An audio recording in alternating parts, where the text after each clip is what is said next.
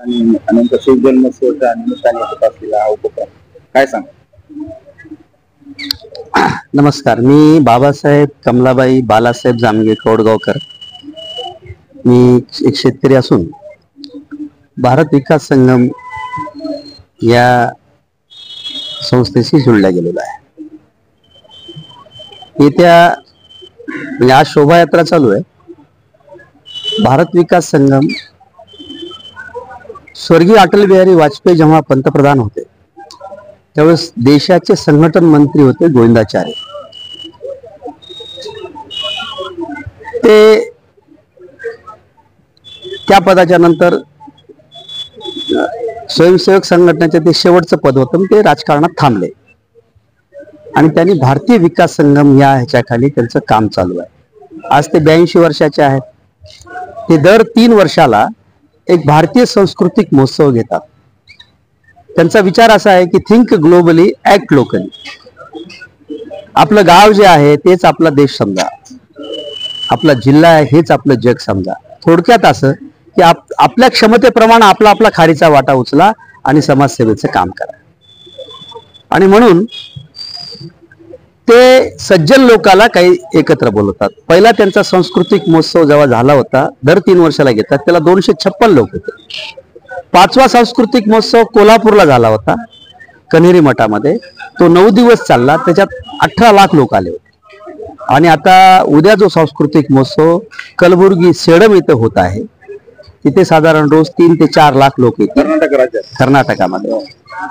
बसवराज पाटील पण त्यात राजकारणातून थांबलेले, जे अटलजीच्या काळात मंत्री होते, त्यांची शिक्षण संस्था आहे. त्यांनीच या सला 22 करोड रुपयाचा फंड दिलेला आहे. अनेक लोकांच्या ह्याच्यातून ही चालू आहे. इथं कोण कोण येणार आहेत? जर 3 ते 4 लाख लोक जर तिथे येणार आहेत तर निमंत्रण दिला पाहिजे. त्यासाठी ही निमंत्रणासाठीची ही पत्रकार परिषद होती.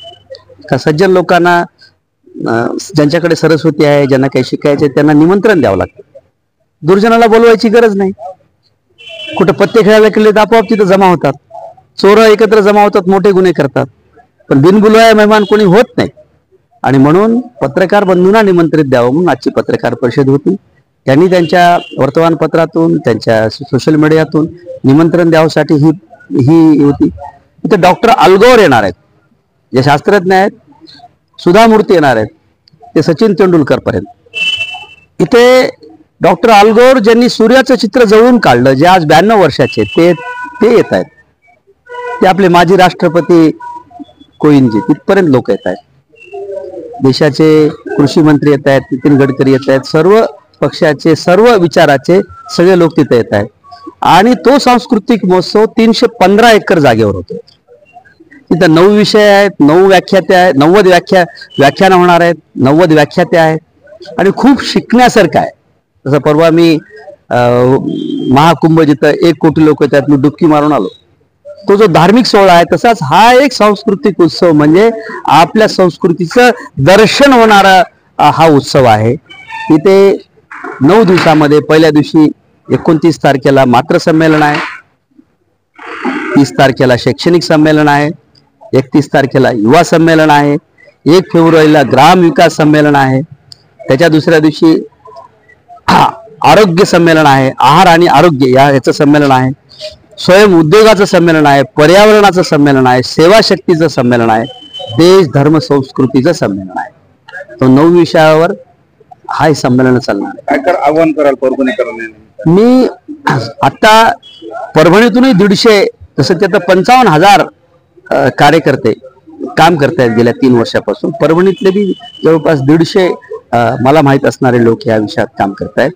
आपल्या इथूनही मोठी जी मुलं आहेत 9वी 10वीची आणि कॉलेजची, 10 मुलामागे एक शिक्षक आपल्या इथं.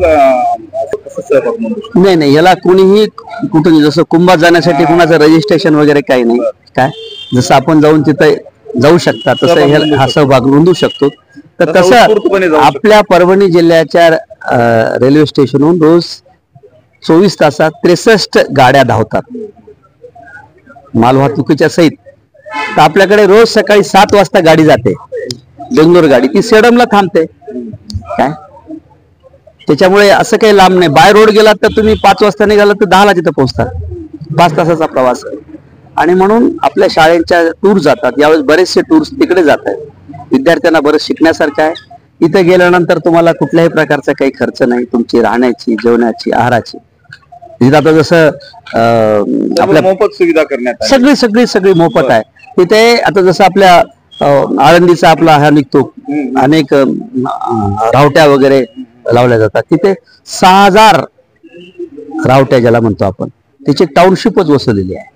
तिथं तुम्हाला राहता येईल. तिथं तुम्हाला कुठल्याही प्रकारचा खर्च लागणार नाही. जाण्या येण्याचाच तुम्हाला हे नियोजन करायचं आहे.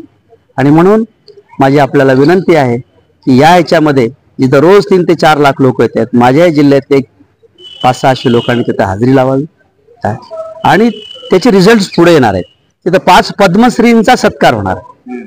आपल्या देशातले जे जगभरात गेलेले शास्त्रज्ञ, अशा 50 शास्त्रज्ञांचा तिथं सत्कार होणार आहे. आणि मग त्यांचा जीवन प्रवाह काय ते जर ऐकून मुलांना मोटिवेशन मिळेल, प्रेरणा भेटेल, हा त्याच्या पाठीमागचा उद्देश आहे. धन्यवाद.